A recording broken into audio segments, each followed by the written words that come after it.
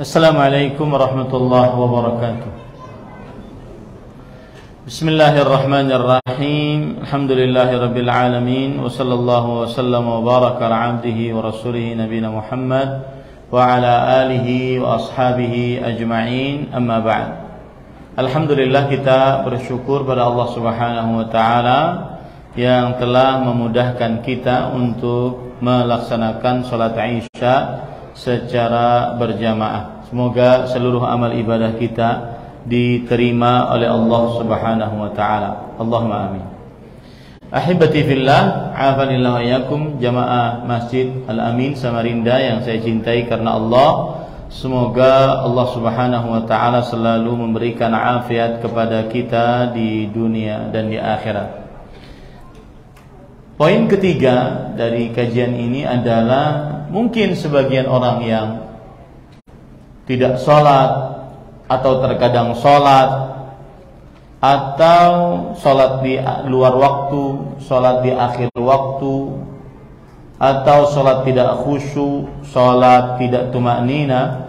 Salah satu penyebabnya mungkin adalah karena dia tidak mengetahui tentang keutamaan mengerjakan sholat. Kalau tadi kedudukan, ini keutamaan, artinya pahala-pahala dari sholat. Kalau dia mengetahui pahala-pahala dari sholat, maka niscaya dia akan tidak pernah meninggalkan sholat. Dia akan selalu sholat. Dia akan tidak pernah mengakhirkan sholat. Tidak akan pernah sholat di luar waktu. Tidak akan pernah sholat dalam keadaan tidak khusyuk atau tidak tumaknina. Manfaat sholat yang pertama adalah sholat mencegah dari perbuatan fahsya dan mungkar. Apa itu fahsya? Fahsya adalah jamak dari fahisyah. Apa itu fahisyah? Fahisyah adalah ma yafhashuhu al-aqlu wa syara'.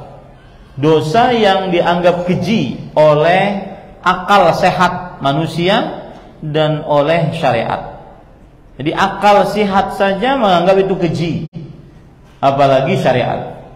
Itu adalah fahsya. Mungkar adalah dosa-dosa yang dinampakkan. Nah, apabila seseorang mengerjakan sholat, manfaatnya adalah mencegah dari perbuatan fahsya dan mungkar. Allah Subhanahu wa taala berfirman dalam surah Al-Ankabut ayat 45, wa aqimis shalah innas salata tanha 'anil fahsya wal munkar. Dirikanlah salat, sesungguhnya salat mencegah dari perbuatan fahsya dan munkar. Sebagian orang bertanya-tanya tentang ayat ini. Ustaz, saya salat, tetapi kenapa masih berbuatan fahsya? Kenapa masih melakukan dosa? Padahal saya sholat. Ada orang Jumatan sholat, tetapi kenapa dia setelah Jumatan mungkin mencuri sendal? Padahal dia sholat. Ada orang sholat, sebelum berzina sholat subuh. Mungkin dia malamnya berzina, subuhnya sholat. Mengapa bisa terjadi? Maka pahami baik-baik, yang dimaksud ayat tadi innas salata tanha 'anil fahsya wal munkar bukan seperti yang dipahami oleh sebagian orang. Yang dimaksud ayat ini adalah selama seseorang mengerjakan salat, maka dijauhkan dia dari perbuatan fahsya dan munkar karena pengerjaannya selalu terhadap salat. Ya. Jadi tidak ada kesempatan bagi dia untuk mengerjakan fahsya dan mungkar. Kenapa? Karena selalu mengerjakan sholat. Itu maksud ayatnya. Dan itu yang menjawab syubhat kenapa sholat masih maksiat. Padahal sholat mencegah dari perbuatan fahsya dan mungkar. Karena yang dimaksud ayat adalah selama dia sholat, maka dia akan dijauhkan dari perbuatan fahsya dan mungkar. Mau berbuat fahsya, lagi sholat. Mau berbuat mungkar, lagi sholat. Selama sholat, maka dia selalu dijauhkan dari perbuatan fahsya dan mungkar. Itu yang dimaksud dari keutamaan sholat yang pertama. Yang kedua, menghapuskan dosa Dan semua dari kita tidak lepas dari dosa dan maksiat. Maka orang yang sholat 5 waktu, maka di antara sholat tersebut dihapuskan dosa-dosanya. Sebagaimana hadis riwayat Bukhari, riwayat Muslim dari Abu Hurairah radhiyallahu anhu, Rasul sallallahu alaihi wasallam bersabda, "Ara'aitum law anna nahran bi babi ahadikum yaghtasilu minhu kulla yawmin 5 marrat, hal yabqa min darani syai'?" Apa pendapat kalian kalau seandainya salah seorang di antara kalian di depan rumahnya ada sungai, dia mandi di depan sungai tersebut 5 kali sehari, apakah masih tersisa kotoran di tubuhnya? Tentunya sungainya sungai yang bersih. Apakah masih tersisa kotoran di tubuhnya? Maka para sahabat menjawab, la yabqa min darani syai'. Tidak tersisa dari kotoran sedikit pun di tubuhnya. Kemudian Rasul sallallahu alaihi wasallam bersabda, "Fadzalika mathalus salawatil khams yamhullahu bihinnal khataya." Itulah perumpamaan salat 5 waktu yang dengannya Allah menghapuskan dosa-dosa. Mengerjakan salat zuhur menghapuskan dosa antara subuh dan zuhur. Mengerjakan salat asar menghapuskan dosa antara zuhur dan asar. Mengerjakan salat maghrib menghapuskan dosa antara maghrib, asar dan maghrib. Mengerjakan salat isya menghapuskan dosa antara maghrib dan isya. Mengerjakan salat subuh menghapuskan dosa antara isya dan subuh. Terus seperti itu. Nah, ini para ikhwan yang dirahmati oleh Allah Subhanahu wa taala. Keutamaan yang ketiga dari sholat. Sholat adalah cahaya bagi pelakunya di dunia dan di akhirat, sehingga dia nyaman di dunia dan dijauhkan dari api neraka di akhirat. Tidak dikumpulkan bersama Fir'aun, Qarun, Haman, Ubay bin Khalaf. Fir'aun adalah manusia yang mengaku Tuhan. Qarun adalah manusia congkak karena tidak bersyukur atas kelebihan harta. Haman adalah menterinya Fir'aun. Ubay bin Ka'ab adalah yang tersibukkan dengan perdagangannya, gara-gara dia sibuk perdagangannya akhirnya tidak sholat. Coba perhatikan hadis yang diriwayatkan oleh Imam Ahmad dari Abdullah bin Amr bin As radhiyallahu anhuma. Nabi Muhammad sallallahu alaihi wasallam suatu hari menyebutkan tentang perihal salat. Kemudian beliau bersabda, "Man hafadha 'alaiha." Siapa yang selalu menjaga salat, kanat lahu nuran wa burhanan wa najatan yaumil qiyamah. Maka ia akan mendapatkan cahaya, petunjuk dan keselamatan pada hari kiamat. Apa fungsinya cahaya? Untuk berjalan di atas sirat yang semua dari kita akan mendatanginya. Wa in minkum illa wariduha kana 'ala rabbika hatman maqdiyah. Tidak ada di antara kalian kecuali akan mendatangi sirat. Apa sirat itu? Jembatan yang dibentangkan di atas neraka jahanam, yang apabila jatuh ke dalam neraka jahanam. Jembatan yang lebih tajam daripada pedang, ahaddu minas sayf, dalam hadis riwayat Imam Ibnu Hibban. Jembatan yang lebih tipis daripada rambut, adaqqu minas sya'r, lebih tipis daripada rambut, hadis riwayat Imam Ibnu Hibban. Jembatan yang licin dan basah, sudah basah licin, hadis riwayat Muslim, dahdun mazillah, as-sirat dahdun mazillah. Sirat adalah basah dan licin, menggelincirkan. Jembatan yang di samping-sampingnya ada besi-besi bengkok, pengait seperti duri-duri. Umirat bi akhli man umira bi, hadis riwayat Muslim. Ya, jembatan wa fi hafataihi kalalib. Di samping-sampingnya ada besi-besi bengkok pengait. Umirat bi akhli man umira bi. Diperintahkan untuk dikait orang-orang yang diperintahkan untuk dikait. Jembatan yang gelap. Jembatan yang gelap. Rasul sallallahu alaihi wasallam ditanya, "Aina an-nas? Aina yakunu an-nasu hina tubaddalu al-ardu ghairu al-ardi was-samawat?"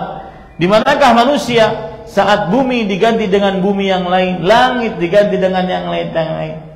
Rasul sallallahu alaihi wasallam menjawab, "Hum fil zulmatin dunal jisr." Mereka di atas jembatan dalam kegelapan. Kemudian diperintahkan untuk berjalan sesuai dengan cahaya masing-masing, sesuai dengan amalnya. Rasulullah SAW bersabda, "Umdu ala qadri nurikum." Jalanlah kalian sesuai dengan cahaya kalian. Dan orang yang menjaga sholat, di antaranya sholat subuh, akan mendapatkan cahaya. Rasulullah SAW bersabda, "Basyiril masya'in fi dhulami ilal masajid bin nuri tami yawmal qiyamah." Berikan kabar gembira kepada orang-orang yang berjalan di dalam kegelapan menuju masjid-masjid, mendapatkan cahaya yang sempurna pada hari kiamat. Maka sebesar penjagaan seseorang terhadap sholat 5 waktu, sebesar itu pula cahaya dia kelak di hari kiamat di atas sirat. Yang sifat sirat tadi seperti itu. Saking sifat sirat seperti itu, ada orang yang diberikan cahaya ala qadri ibhami, sebesar jempol kakinya. Itu pun yudhi'u marratan wa yadfa'u marratan. Kadang hidup, kadang mati. Fa idza adha'a qaddama qadamah. Kalau seandainya sedang hidup, maka dia melangkahkan 1 langkah kakinya. Fa idza atfa'a qam. Kalau seandainya mati, dia diam. Sedangkan ada besi-besi bengkok-bengek. Makanya disebutkan dalam hadis, fa makhdushun najin wa maqdusun finnar. Ada yang selamat, tetapi setelah tercabik-cabik selamat, alhamdulillah. Ada yang tidak selamat karena dikait, dimasukkan ke dalam neraka jahanam. Sesuai dengan cahaya masing-masing. Wa minhum man yu'ta nuruhu mithl nakhlah. Di dalam hadis disebutkan di antara mereka yang diberikan cahaya seperti pohon kurma. Wa minhum man yu'ta nuruhu akbar min dzalik. Di antara mereka yang diberikan cahaya seperti lebih besar dari pohon kurma. Wa minhum man yu'ta nuruhu mithlul bar. Di antara mereka yang diberikan cahaya sesuai dengan namanya masing-masing. Maka ada yang berjalan seperti kilat, ada yang berjalan seperti angin, ada yang berjalan seperti orang berlari, ada yang berjalan seperti orang menaiki onta, menaiki kuda, sesuai dengan cahaya masing-masing. Salat pendatang cahaya yang paling terbesar untuk seseorang berjalan di atas hari kiamat, di atas syaratnya Allah Subhanahu wa taala. Saya pernah kajian waktu itu di Jakarta, ada komunitas yang mengumpulkan orang-orang buta. Kemudian saya katakan, wahai kawan-kawan sekalian yang buta, maka jagalah salat, karena sebagian ada yang sibuk dengan mijat, ada yang sibuk dengan ngamen, ya, ada yang sibuk dengan pekerjaan-pekerjaan lain. Maka jagalah sholat, karena sholat itu akan mendatangkan cahaya kelak di hari kiamat di atas sirat. Ada yang jawab di antara mereka, nggak ada cahaya udah biasa, Ustaz. Nggak ada cahaya udah biasa. Nah ini para ikhwan.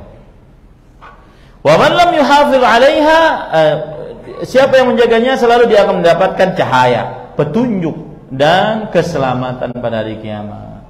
Sebesar penjagaan terhadap salat, sebesar itu pula dia mendapatkan cahaya, sebesar itu pula mendapatkan petunjuk, sebesar itu pula mendapatkan keselamatan pada hari kiamat. Wa man lam yuhafiz 'alaiha lam yakul lahu nur wala burhan wala najah. Siapa yang tidak menjaga salat maka tidak mempunyai cahaya, petunjuk atau keselamatan. Wa kana yaumal qiyamah ma'a Qarun wa Fir'aun wa Haman wa Ubay bin Khalaf. Nanti di hari kiamat dia akan bersama Qarun, Fir'aun, Haman dan Ubay bin Khalaf. Sebabnya kenapa disebutkan 4 nama ini dijelaskan oleh Imam Ibnu Qayyim rahimahullah. Ini perhatikan, mungkin kita bisa introspeksi diri kita masing-masing. Ya. Sebabnya disebutkan di dalam kitab As-Salah wa Hukmu Tarikiha oleh Imam Ibnu Qayyim rahimahullah. Beliau berkata, fihi nuktatun badi'ah, wa huwa anna tarikal muhafazati 'ala as-salati imma an yashghalahu maluhu aw mulkuhu aw riyasatuhu aw tijaratuhu. Dan di sini terdapat sebuah poin yang menarik, yaitu orang yang meninggalkan penjagaan akan sholat bisa disibukkan oleh hartanya, disibukkan oleh kerajaannya, kepemimpinannya atau perniagaannya. Kemudian beliau mengatakan, faman syaghalahu anha maluhu fahuwa ma'a Qarun. Barang siapa yang tersibukkan dari salatnya karena hartanya, maka dia akan bersama Qarun.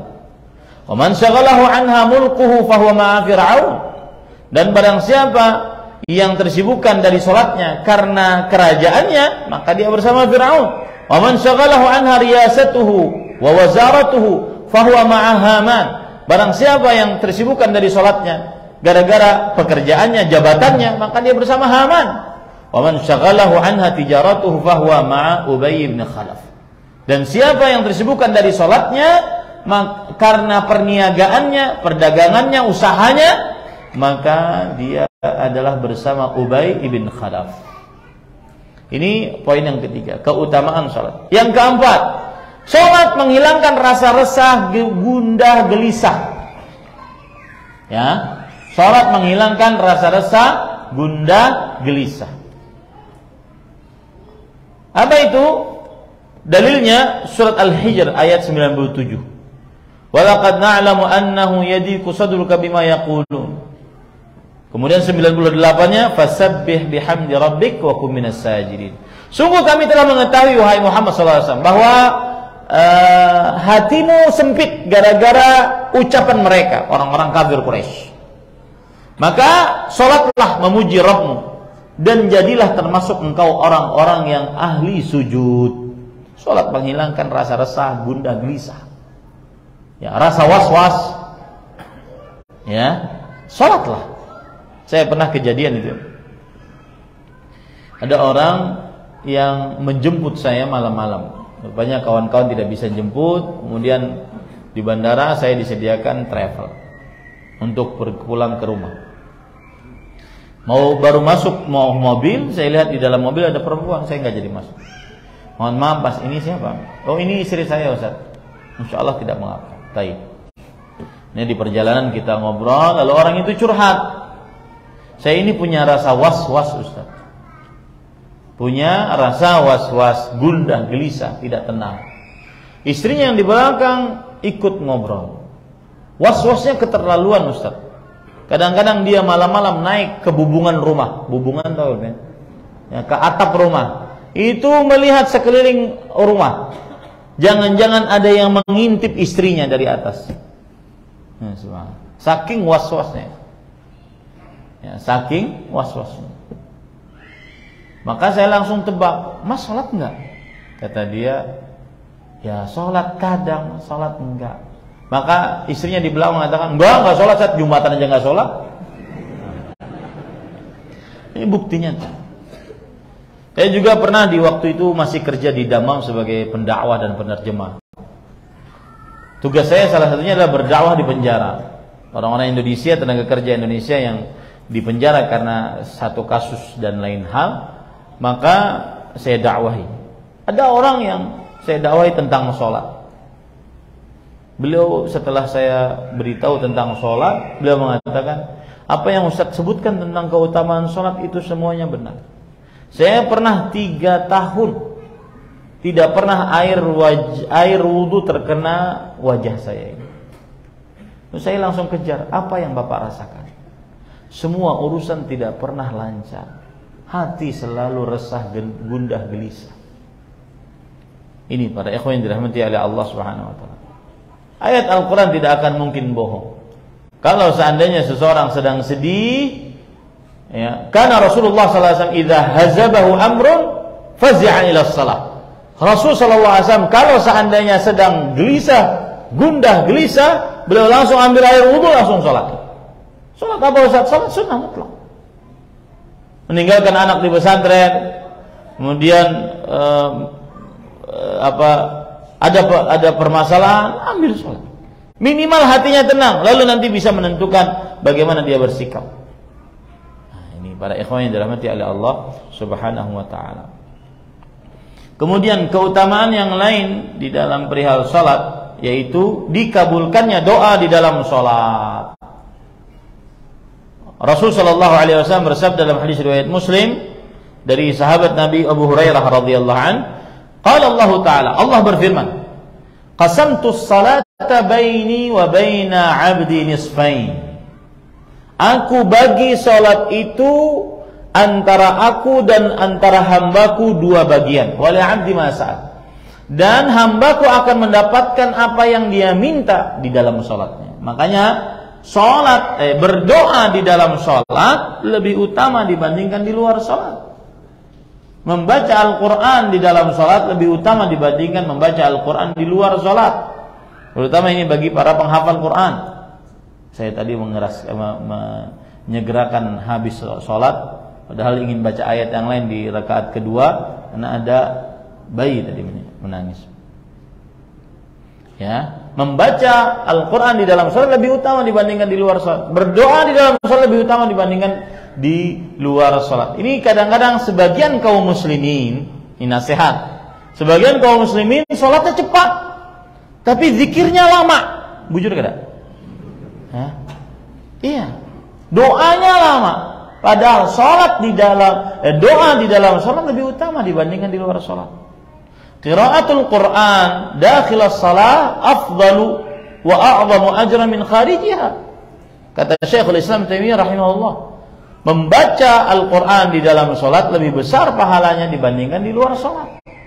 Berdasarkan ayat ini tadi, hadis tadi, ya. Maka bacalah doa di dalam salat, meskipun dan terutama di waktu-waktu yang atau dalam keadaan-keadaan yang sangat dianjurkan seperti saat sujud.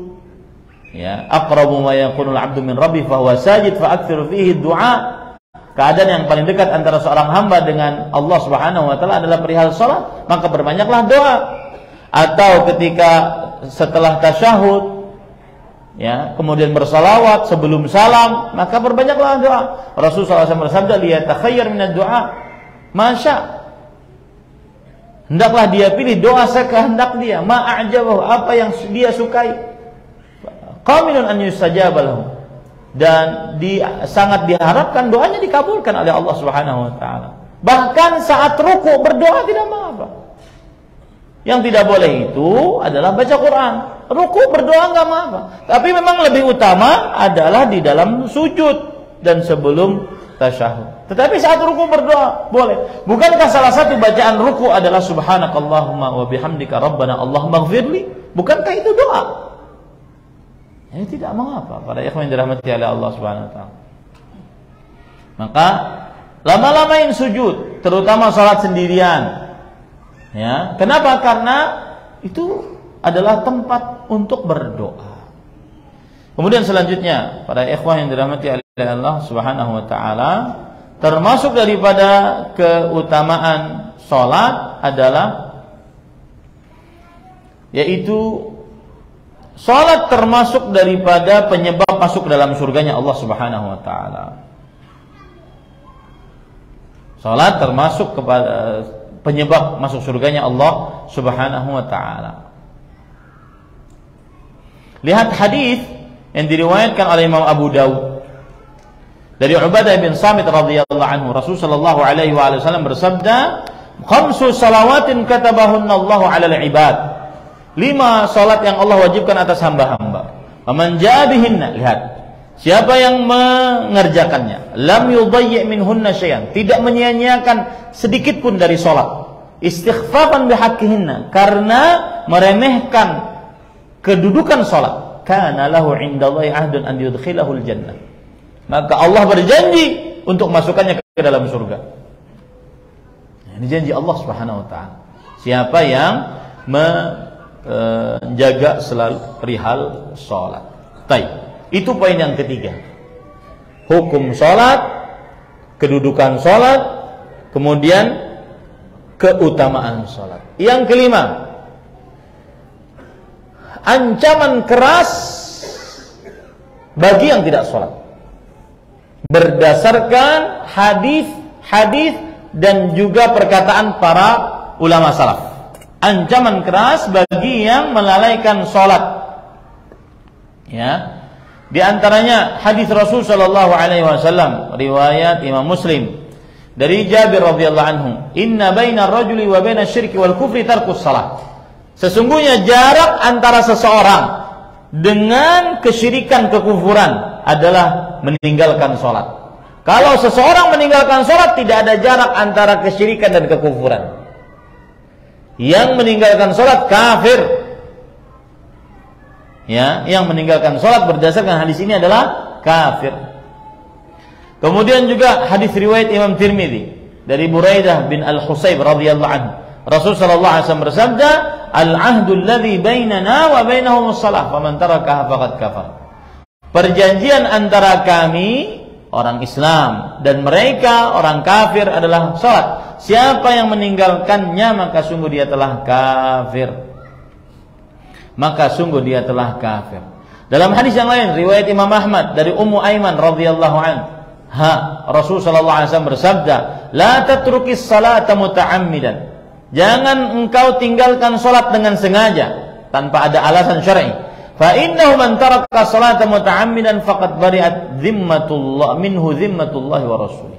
Siapa yang meninggalkan salat dengan sengaja, maka telah terlepas darinya jaminan Allah dan Rasulnya. Terlepas jaminan Allah dan Rasulnya. Jaminan yang dimaksud di sini apa? Jaminan dari selamat dari nerakanya Allah Subhanahu wa taala. Umar bin Khattab radhiyallahu anhu, orang kedua terbaik dalam agama Islam setelah para rasul, para nabi. Ya. Ini mengalahkan wali-wali apapun. Wali kutub, wali badal, wali santri, wali apa saja sekala. Kedudukannya dengan Umar bin Khattab. Lihat perkataan beliau. La hadza fil Islam liman taraka shalah. Tidak ada bagian dalam keislaman bagi siapa yang meninggalkan salat. Ini disebutkan di dalam kitab Al-Muwatta yang ditulis oleh Imam Malik.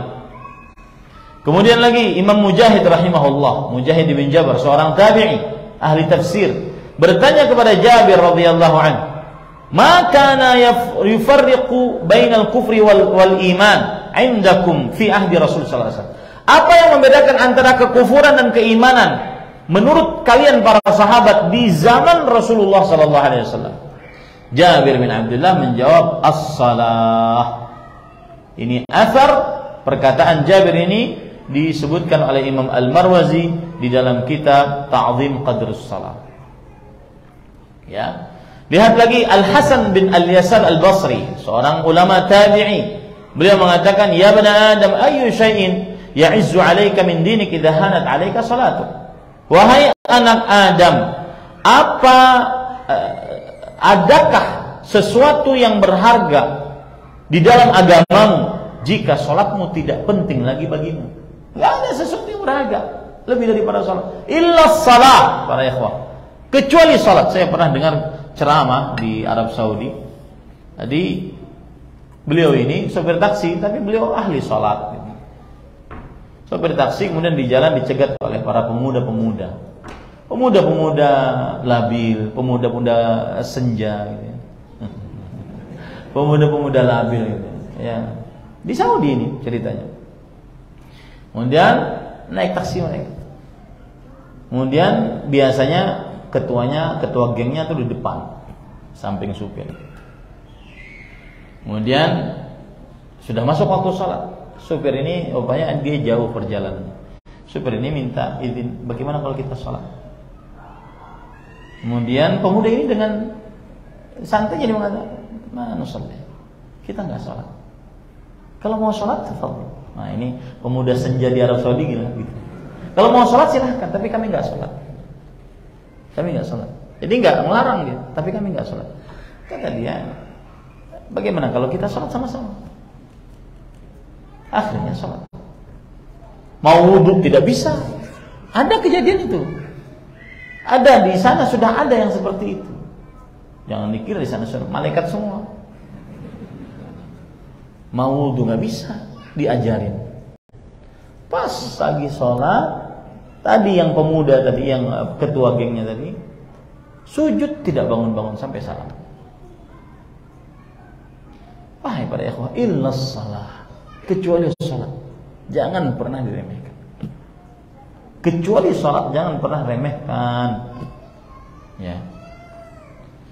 Makanya Al-Hasan Al-Basri rahimahullah mengatakan, apakah ada yang berharga di dalam agamamu jika engkau telah meremehkan sholat? Tidak ada yang berharga. Lihat lagi Abdullah bin Syaqiq rahimahullah, seorang tabi'i, beliau berkata, "Kana ashabun Nabi sallallahu alaihi wasallam la yarawna syai'an min al-a'mal tarkuhu kufr ghaira as-salah." Para sahabat Nabi radhiyallahu anhum tidak melihat ada amalan yang lebih kalau ditinggalkan menyebabkan kepada kekufuran selain salat. Ya. Selain salat. Para sahabat tidak ada yang menganggap bahwa ada kalau amal kalau ditinggalkan menyebabkan kepada kekufuran selain salat. Bahkan para ulama berijma akan hal itu. Berkata Ishaq bin Rahawi, ini ulama sekelas Imam Ahmad, tapi karena muridnya Allah bertakdir belum ada yang berkhidmah terhadap ilmunya, maka perkataan beliau sering ada di dalam kitab-kitab fikih. Ishaq bin Rahawi namanya, sekelas Imam Ahmad, sekelas Imam Syafi'i rahimahullah. Beliau mengatakan, qad sahha an Rasulillah sallallahu alaihi wasallam anna tarikas salati kafir. Telah sahih dari Rasul sallallahu alaihi wasallam bahwa yang meninggalkan salat kafir. Wa kadzalika kana ra'yul ahli al-ilm min ladun Nabi sallallahu alaihi wasallam ila yaumina hadza anna tarikas salati 'amdan min ghairi 'udhrin hatta yaghdaba waqtuha kafir. Demikian pula pendapat para ulama dari mulai Nabi sampai zaman kita ini. Beliau wafat pada tahun 238 Hijriah. Ulama Islam abad ketiga Hijriah. Bahwa yang meninggalkan sholat dengan sengaja tanpa ada alasan syar'i sampai habis waktunya kafir. Ini para ikhwan yang dirahmati oleh Allah Subhanahu wa taala. Dan masih banyak perkataan para ulama, di antaranya perkataan Imam Ahmad. Saya bacakan ya. Fakullu mustakhifin bis salah mustahinun biha huwa mustakhifun bil Islam mustahinun bihi. Setiap yang meremehkan salat, merendahkan perihal salat, berarti merendahkan Islam. Wa inna ma hadduhu minal Islam ala qadri haddihi minas salat. Bagian mereka dari Islam sebagaimana bagian mereka menjaga salat. Nah, ini para ikhwah. Jadi bukan perkara yang remeh. Hati-hati. Ya, keluarga kita, rahim kita dulu. Saya sering mengatakan rahim kita itu adalah anak, terus ke bawah cucu kita, ke atas orang tua, kakek nenek, terus ke atas buyut, kemudian saudara saudari, kakak adik, keponakan, itu rahim tuh, paman bibi, ya itu rahim kita. Baru kerabat yang setelahnya. Jangan pernah remehkan perihal sholat. Ini para ikhwan yang dirahmati oleh Allah Subhanahu wa taala. Itu adalah kerasnya perihal sholat dilihat dari hadis Rasul dan perkataan para ulama salaf. Poin yang ke berapa sekarang? Tadi hukum sholat, kedudukan sholat, kewajiban sholat, kerasnya ancaman orang yang meninggalkan sholat. Yang kelima adalah ancaman di akhirat bagi yang melalaikan sholat, baik itu tidak sholat sama sekali, atau terkadang sholat terkadang tidak, atau sholat di luar waktu, atau sholat di akhir waktu. Perhatikan baik-baik. Ancaman yang pertama di alam kubur sebelum di alam akhirat, sebelum di alam di neraka, di alam kubur. Yaitu orang yang meremehkan sholat, melalaikan sholat, maka dia akan ditidurkan. Lalu di sisi kepalanya ada orang yang membawa sebongkah batu besar, kemudian dilemparkan batu tersebut ke kepalanya. Jadi nggak bisa ngelak karena dia dalam keadaan tidur. Kemudian batunya menggelinding ke sana kemari. Lalu orang tersebut mengambil batu tadi, tidaklah dia kembali kecuali kepalanya kembali seperti semula. Dilempar lagi terus sampai dibangkitkan hari kiamat. Ini nggak main-main para ikhwan yang dirahmati oleh Allah. Sebagian orang tidak sholat, atau terkadang sholat, terkadang tidak. Sholat di luar waktu, sholat di akhir waktu. Ya, salah satu penyebabnya adalah mereka tidak tahu ancaman siksa yang berat, dimulai dari siksa kubur. Dan itu yang saya sebutkan tadi disebutkan dalam hadis yang diriwayatkan oleh Imam Bukhari. Saya bacakan sepenggal dari hadisnya itu, yaitu Wa inna ataina ala rajulin muttaji. Kami datangi seorang yang sedang berbaring. Wa idza akhar qa'imun 'alaihi bisakhrah. Lalu ada orang yang berdiri dengan membawa sebongkah batu. Wa idza huwa yahwi bisakhrah li ra'si. Kemudian dia lempar batu tersebut ke kepala yang tidur tadi. Fayathlaghu ra'sahu fayatahadhadul hajar wa hahuna. Kepalanya pecah, lalu batunya menggelinding ke sana kemari. Fayatba'ul hajar fayakhudhu. Lalu dia mengambil batu tersebut. Fala yarji'u ilaihi hatta yasihha ra'suhu kama kan. Orang tadi tidak kembali kepada orang ini sampai kepalanya kembali seperti semula. Ini yang disebut oleh Allah dalam Al-Qur'an, "Tsumma la yamutu fiha wa la yahya." Kemudian ia tidak mati, tidak juga hidup. Tidak mati karena disiksa, dikembalikan lagi. Tidak hidup karena selalu disiksa. Salah satu penyebabnya adalah tidak sholat. Rasul Shallallahu Alaihi Wasallam ketika melihat itu, subhanallah, maha suci Allah, ada apa dengan dua orang tersebut? Di akhir hadis Rasul Shallallahu Alaihi Wasallam bersabda, "Amma ar-rajulul awwal alladhi ataita alaihi yuthlaghu ra'su bil hajar." Adapun orang pertama yang kamu datangi, yang mana kepalanya dilempari dengan batu, fa innahu rajulun ya'khudul Qur'an fayarfudhu wa yanamu 'an salatil maktubah.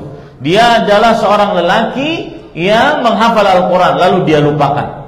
Ini perhatikan nih, para wali-wali santri. Ya, anak-anak Anda capek-capek baca Quran, kemudian di rumah dikasih HP, tontonan, nggak pernah di murajaah Al-Quran. Nggak manfaat. Ya.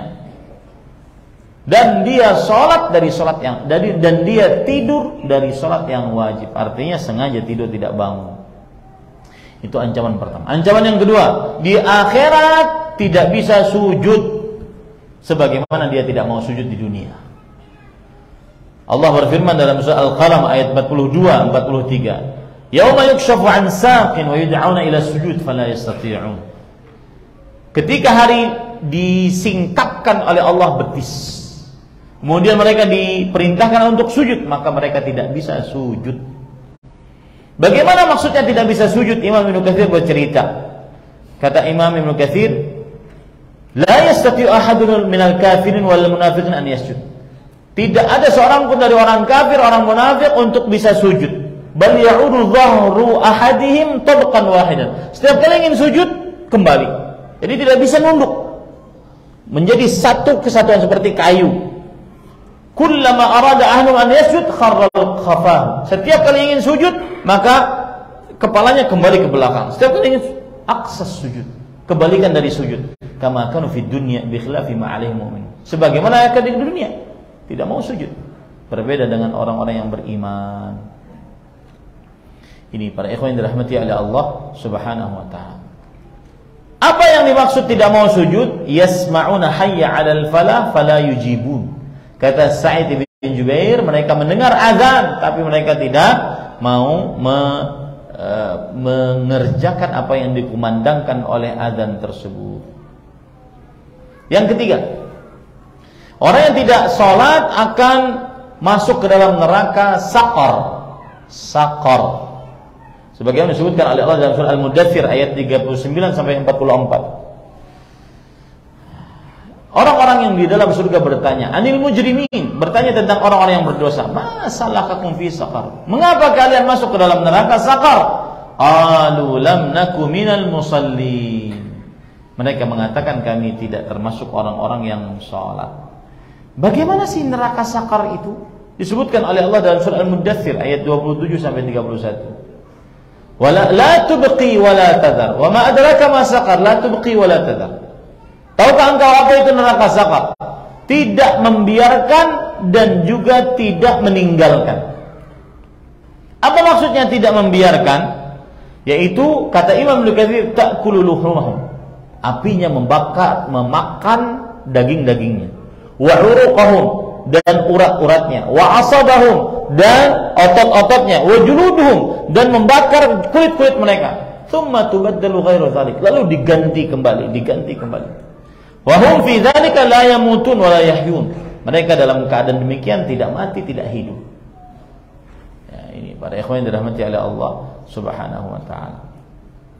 Yang keempat, akan dimasukkan ke dalam siksa neraka ghai. Ghai namanya. Bukan gay lah, ghai.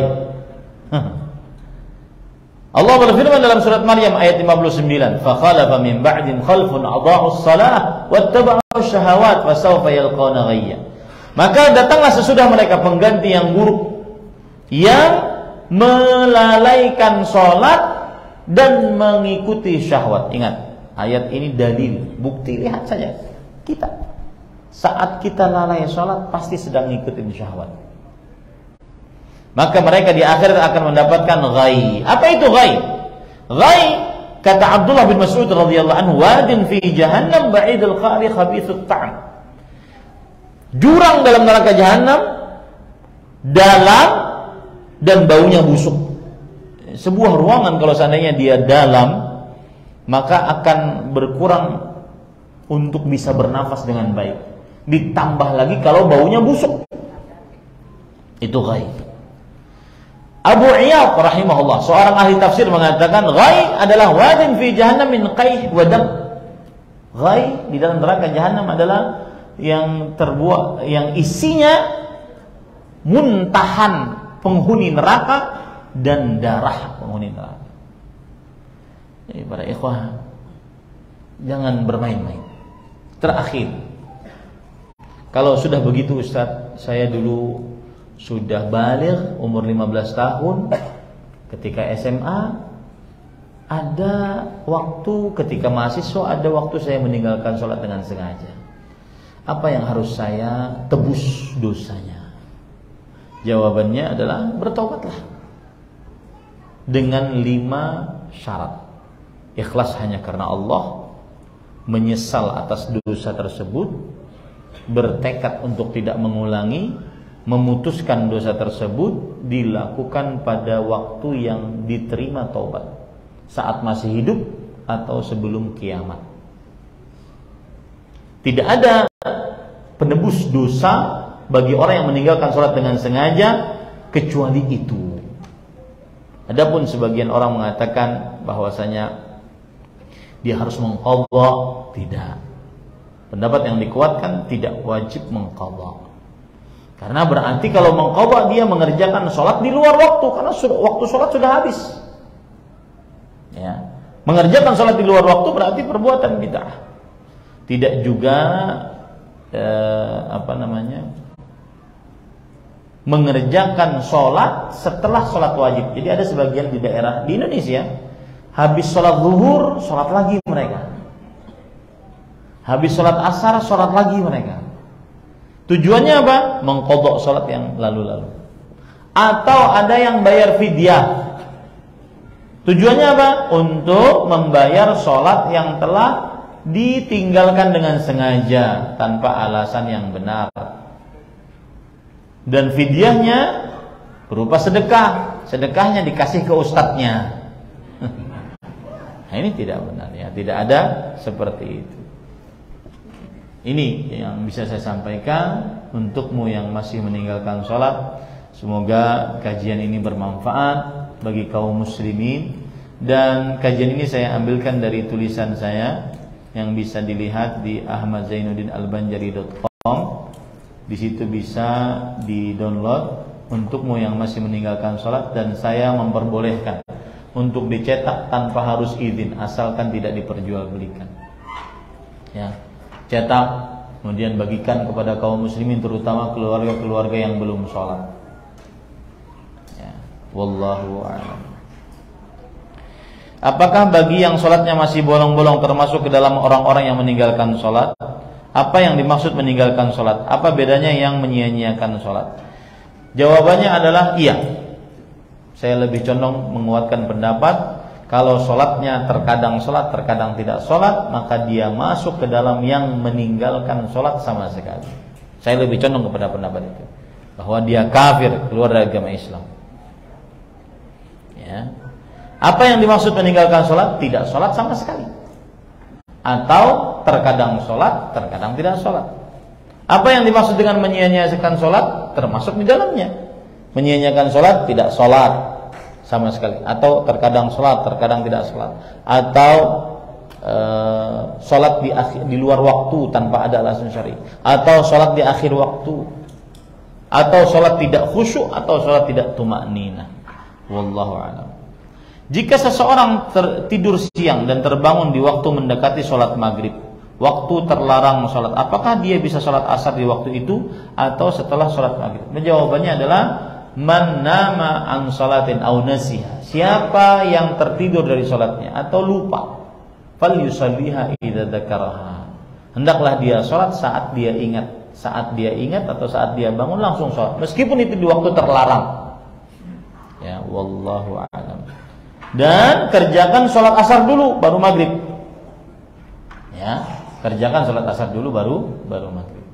Ustaz, saya bangunnya pas azan maghrib, lalu saya ke masjid, baru ingat saya belum sholat asar. Pas waktu mau sholat maghrib, baru ingat saya belum sholat asar. Bagaimana saya ikut jamaahnya? Sudah, ikut jamaah. Ikut jamaah, niat Anda sholat asar. Wah, berarti ketahuan belum kada sholat kena. Nah, itu urusan dia, lain urusan ulun.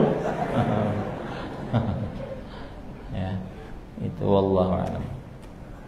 Bagaimana dengan sholat yang pernah kita tinggalkan dahulu? Apakah bisa kita menggantinya dengan berbanyak sholat sunnah agar Allah mengampuni dosa-dosa kita? Jawabannya seperti yang saya ungkapkan tadi, bahwa tidak ada qadha sholat, tetapi yang ada adalah bertaubat. Adapun sholat-sholat sunnah, maka tujuannya adalah menyempurnakan sholat wajib. Menyempurnakan sholat wajib. Mungkin dalam sholat wajib ada kurang tumakninanya, ada kurang gerakannya, disempurnakan dengan sholat sunnah.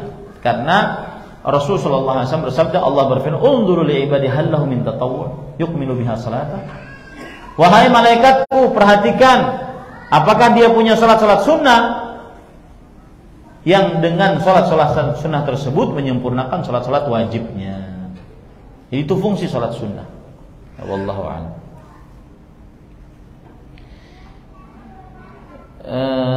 Rasulullah SAW bersabda, Qadariyah adalah majusinya umat ini. Apakah Qadariyah masih digolongkan sebagai umat Islam? Jawabannya adalah tergantung tingkat Qadariyahnya dia.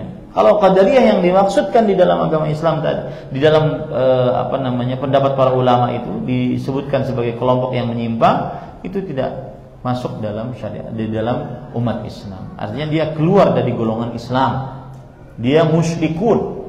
Karena menganggap bahwa Ahmad Zainuddin yang mengangkat ini adalah ciptaan Ahmad Zainuddin. Perbuatan ini ciptaan Ahmad Zainuddin. Tidak ada sama sekali ciptaan Allah. Ini berarti meyakini ada dua pencipta di atas muka bumi ini. Ini Qadariyah. Wallahu a'lam. Dan Qadariyah bertingkat-tingkat. Bagaimana Abdullah bin Umar radhiyallahu anhu berlepas diri dari kaum Qadariyah di awal-awal munculnya? Kaum Qadariyah yang awal, generasi awal itu adalah kaum Qadariyah yang berkeyakinan bahwa annal amra unuf, bahwa segala perkara terjadi tiba-tiba, tidak ada pencipta. Allah tidak menentukan takdir. Ini kufur. Ini keluar dari agama Islam.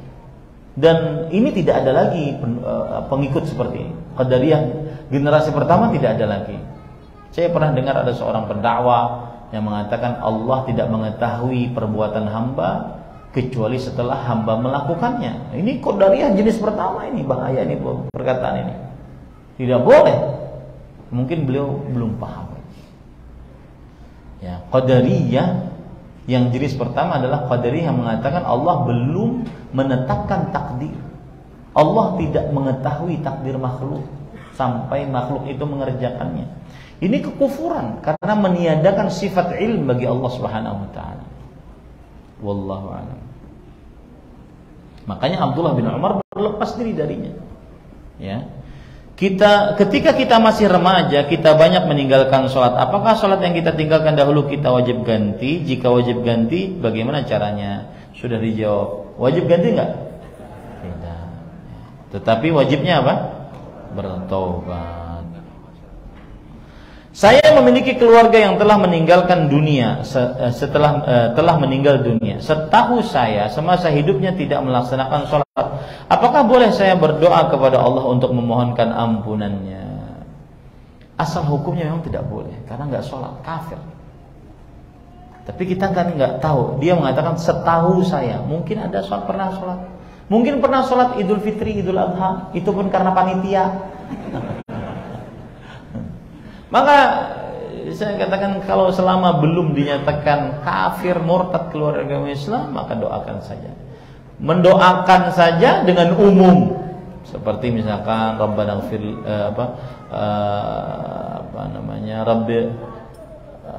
Rabbi ighfir lil muslimina wal muslimat wal mu'minina wal mu'minat. Mudah-mudahan termasuk di dalamnya. Allahu a'lam. Ada seorang berkata, untuk apa kamu sholat jika kamu belum mengenal Allah?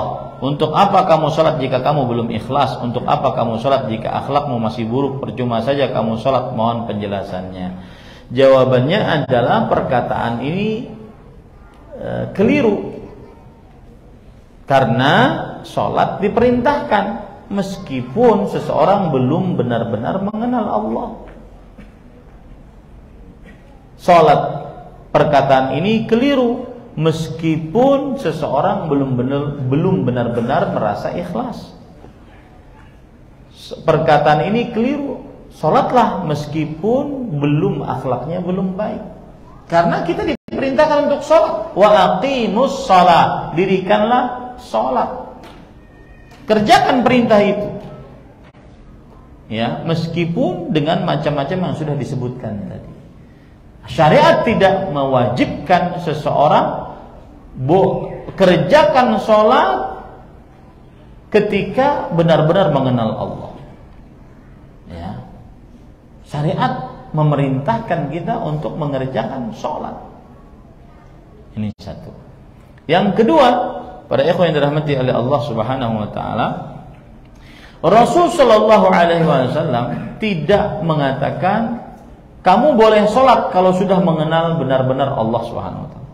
Kamu boleh sholat kalau sudah benar-benar ikhlas. Kamu boleh sholat kalau sudah akhlakmu baik. Tidak. Tetapi Rasul SAW mengatakan Allah mewajibkan atas kalian sholat 5 waktu. Bagaimanapun selama kalian sudah bersyahadat asyhadu an la ilaha illallah wa asyhadu anna Muhammadan Rasulullah. Itu satu jawabannya. Yang kedua, apa yang dimaksud dengan mengenal Allah?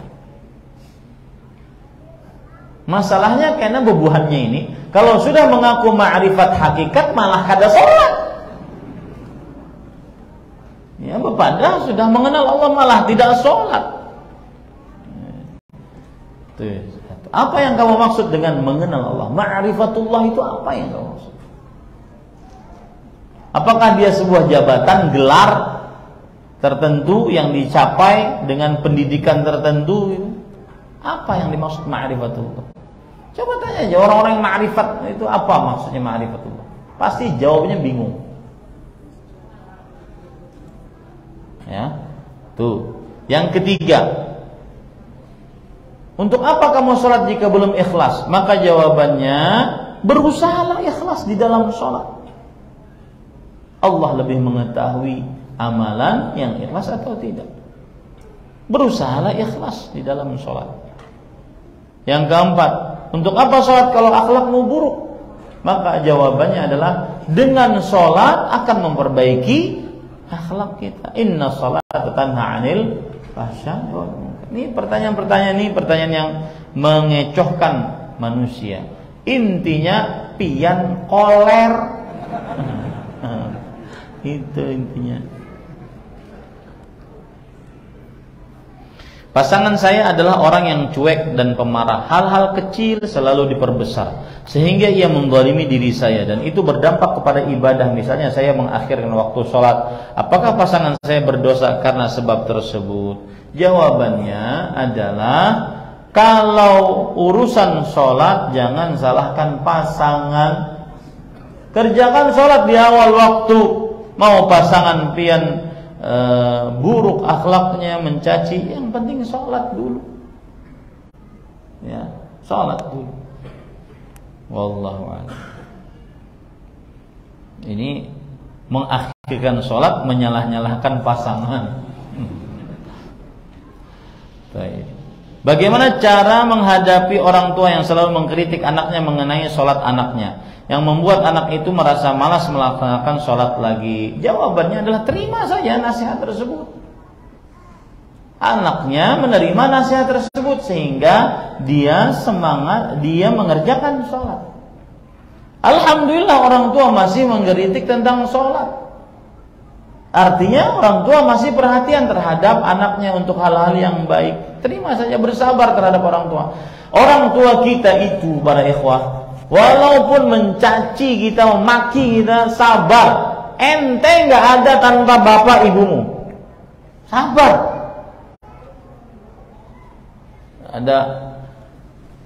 Kalau ada orang, misalkan di Arab nih, ada orang tua mengatakan kepadanya, ya himar. Itu istilah kalau kita di sini, wahai keledai. Ya. Maksudnya tuh orang bodoh kuadrat pangkat 9. Dia manggil anaknya dengan panggilan seperti itu. Maka anaknya, himarain, 2 himar kata bapak jual. Sabar aja. Tugas anak bersabar dengan kelakuan orang tua. Tugas anak itu bakti. Kelakuan orang tua itu urusan dia dengan Allah SWT. Tugas anak bakti. Ya. Ini para ikhwan yang dirahmati Allah. Masih bagus orang, dan sangat bagus orang tua memperhatikan, mengkritik sholat anaknya. Meskipun kata-kata mengkritik sholat ini perlu dijabarkan apa maksudnya. Tapi secara umum bersabarlah. Dan tidak ada alasan kemudian malas meninggalkan sholat. Apa hubungannya coba Pian? Coba Pian pikir. Orang tua mengkritik Pian sholat, lalu koler sholat belum jadinya? Apa hubungannya tuh? Dasar dianya yang koler. Orang tua disalahkan, subhanallah. Amalan seseorang tidak bermanfaat bila meninggalkan ibadah sholat. Bagaimana dengan hadis yang tentang seseorang yang memiliki 99 catatan dosa dan tidak memiliki satu amalan kebaikan pun kecuali kalimat tauhid? Maka jawabannya adalah orang ini akan diselamatkan gara-gara kalimat tauhidnya. Ini tidak bertentangan dengan tadi, sholat adalah sumber penentu kebaikan seluruh amal. Kenapa? Karena sholat itu tidak diterima tanpa tauhid. Jadi dia saling berkaitan satu dengan yang lainnya. Tidak ada pertentangan. Ya, wallahu a'lam. Ada kawan kaya, rajin sholat wajib dan sunnah, bahkan bangun masjid, tapi sombong, arogan, angkuh, pelit dan kepada karyawannya, sehingga setiap biaya baik masjidnya atau karyawannya pakai fasilitas air di kantor dihitung-hitung dan dilarangnya kadang kasar kepada karyawannya yang ikhwan karena merasa mengaji. Bahkan banyak yang bilang mending kerja sama Cina daripada orang kita yang sudah kenal sunnah tapi nggak ada adab. Pertanyaan saya, apakah sholatnya salah, Ustaz? Sholatnya nggak salah, akhlaknya yang salah. Sholatnya tidak salah. Kenapa sholatnya disalahkan? Ya, akhlaknya yang salah. Ya. Wallahu a'lam. Dikatakan bahwa tidak ada gunanya segala amal kebaikan jika ibadah sholatnya tidak baik. Lalu bagaimana dengan dalil dari Al-Quran yang mengatakan bahwa tidak ada kebaikan walaupun hanya sebesar zarrah kecuali pasti akan mendapatkan balasannya. Lalu bila seseorang masih meninggalkan sholat, jadi apakah semua amal kebaikannya tidak mendapatkan pahala sholat sama sekali? Tidak berguna sama sekali. Jadi apakah seperti orang-orang kafir yang amal kebaikannya seperti debu yang berterbangan lalu tidak bergunakah syahadatnya sama sekali? Jawabannya adalah tidak manfaat ibadah seseorang jika sholatnya rusak. Salah satu jenis sholat rusak adalah ketika dia meninggalkan sholat, tidak manfaat. Taib. Di sini menyebutkan ataupun mententangkan dengan ayat yang berbunyi faman ya'mal mithqala dzarratin khairan wa man ya'mal mithqala dzarratin syarran. Siapa yang mengerjakan sebuah kebaikan walaupun seberat zarrah, dia akan melihatnya. Siapa yang mengerjakan keburukan walau seberat zarrah, dia akan melihatnya. Maka jawabannya tidak ada pertentangan. Tidak ada pertentangan. Kalau seandainya sholatnya baik, maka amal yang seberat zarrah tadi akan baik di sisi Allah. Kalau sholatnya buruk, amal baik tadi tidak ada manfaatnya di sisi Allah Subhanahu wa taala. Buruk juga di sisi Allah Subhanahu wa taala. Kata buruk ini bukan ditolak 100%, enggak, para ikhwah. Tetapi dia tidak bermanfaat untuknya. Bukan ditolak 100%. Paham maksud saya? Tidak ada pertentangan, para ikhwah. Lalu jika seseorang belum melaksanakan salat dikatakan dia kafir, iya, emang kenapa? Hah? Ada yang protes? Protes dengan hadis Rasul? Ya, enggak salat kafir. Apa salahnya? Enggak salat kafir, apa salahnya? Banyaknya Ustaz. Banyaknya itu sudah ayat. Makanya kajian ini untuk menyadarkan mereka. Ya. Ini para ikhwan yang dirahmati oleh Allah. Nanti ada yang masuk, Ustaz, kafirnya dimaksud apa? Keluar dari Islam atau tidak? Nah, baru. Kalau antum bertanya itu baru akan saya jawab. Ya.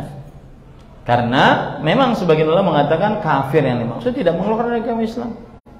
Makanya saya katakan, saya lebih menguatkan pendapat ulama yang mengatakan keluar dari agama Islam. Walaupun dia meninggalkan sholat dengan sengaja tanpa ada alasan syar'i sekali sampai habis waktunya, kafir, keluar dari agama Islam. Dan itu yang dikatakan oleh Abdullah bin Syaqiq, ijma' dari para sahabat Nabi radhiyallahu anhu. Itu yang dikatakan oleh Ishaq bin Rahawi. Ya. Wallahu a'lam. Para ulama sepakat, siapa yang tidak sholat sama sekali, sepakat keluar dari agama Islam. Ketika mati tidak boleh diwarisi, kemudian tidak boleh mewarisi, tidak boleh dimandikan, dikafani, dikuburkan ke kuburan kaum muslimin, tidak disolati. Kalau tidak sholat sama sekali. Yang terjadi khilaf di antara ulama dalam masalah fikihnya adalah apabila dia kadang sholat, kadang tidak sholat. Ada yang mengatakan dia keluar agama Islam, ada yang mengatakan dia kufrun duna kufur, kekufuran yang tidak mengeluarkan dari agama Islam. Ya, wallahu a'lam. Keutamaan sholat adalah salah satunya menghapus dosa. Apakah termasuk dosa besar yang dihapuskan pada sholat, pada keutamaan sholat yang disebutkan? Tidak. Dosa besar diwajibkan untuk bertobat. Ya, tidak bisa dihapuskan dengan pahala-pahala seperti penghapus dosa. Wajib bertobat. Amalan-amalan yang menunjukkan pahalanya menghapus dosa itu adalah menghapus dosa-dosa kecil. Adapun dosa besar wajib bertaubat. Wallahu a'lam. Begitu banyak dalil yang menunjukkan wajibnya salat 5 waktu secara berjamaah bagi laki-laki di masjid. Bagaimana dengan pendapat jumhur ulama bahwa salat berjamaah bagi laki-laki di masjid hukumnya sunnah? Jawabannya adalah kita beramal sesuai dengan dalil. Dalil-dalil yang ada menunjukkan kepada kewajiban untuk sholat berjamaah bagi laki-laki di masjid.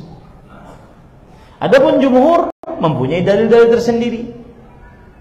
Nah, di sini terjadi khilaf di antara para ulama. Tapi kita sebagai seorang muslim beramal dengan dalil-dalil yang ada. Wallahu a'lam. Banyak ini. Di tempat saya sholat subuhnya selalu sepi. Apa yang salah di tempat kami?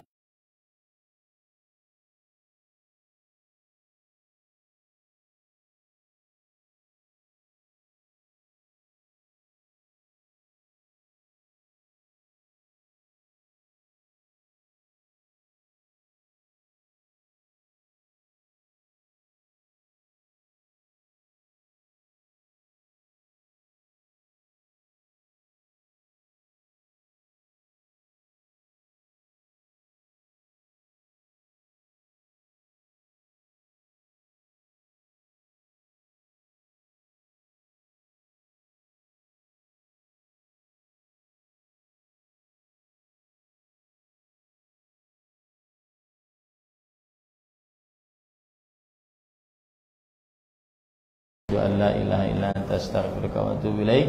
Dan untuk bulan ini mungkin ini kajian terakhir, tidak seperti biasa. Biasanya saya sampai hari Ahad. Untuk bulan ini saja, mungkin ini adalah malam terakhir. Insyaallah besok ke Balikpapan. Ini yang bisa saya sampaikan. Subhanakallah bihamdik, asyhadu an la ilaha illa anta astaghfiruka wa atubu ilaik. Sallallahu nabiyana Muhammad walhamdulillahirabbil alamin. Wassalamualaikum warahmatullahi wabarakatuh.